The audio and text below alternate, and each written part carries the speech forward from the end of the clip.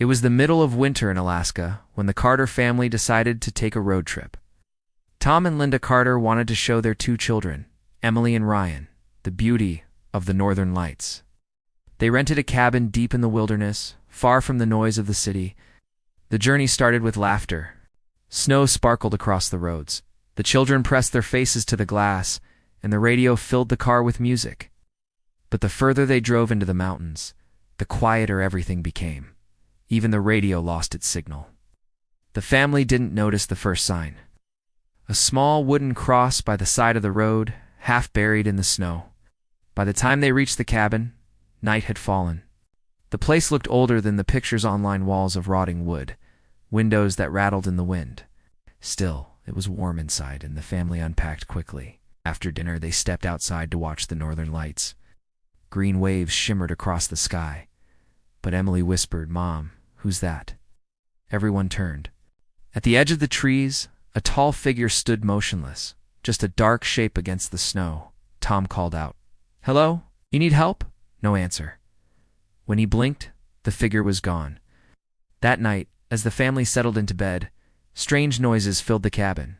A steady knocking 3 times, always from the walls. Sometimes from the door, sometimes from the ceiling. Ryan complained he couldn't sleep. He said someone was whispering his name through the vents. Tom searched the entire cabin with a flashlight but found nothing. Every door was locked. Every window shut tight. Still the knocking continued. The next morning, the family tried to shake it off. They drove into a nearby town for supplies. At the small gas station, Linda asked the old clerk about the cabin. His face went pale. "You rented that place?" he asked, lowering his voice.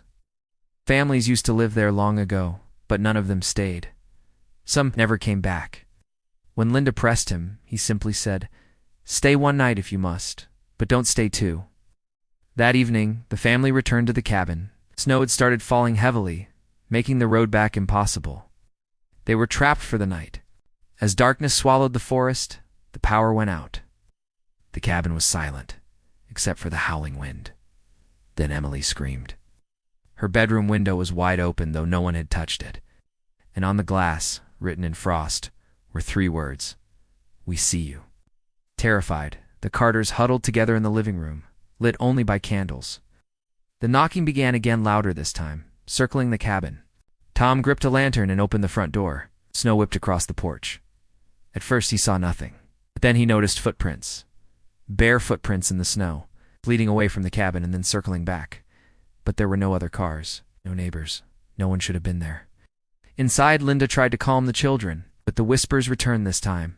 Everyone heard them. Voices faint but clear, seeping through the walls. Some were laughing, others were crying. Ryan clung to his mother, whispering, "They don't want us here." The family didn't sleep. At the first light of dawn, they packed everything and fled the cabin. The road was covered in ice, the drive dangerous, but Tom didn't care. When they finally reached the town again, the gas station clerk was waiting outside. He looked at them with tired eyes and said, "You stayed too long, didn't you?" Tom wanted answers, but the man only shook his head. Alaska keeps its secrets. Best you don't ask. The Carters never spoke about that night again. But years later, when Emily was grown, she admitted something she had never told her parents. On that final night, as they huddled in the living room, she saw the figure again, standing inside the cabin, watching them from the hallway. And she swears it smiled,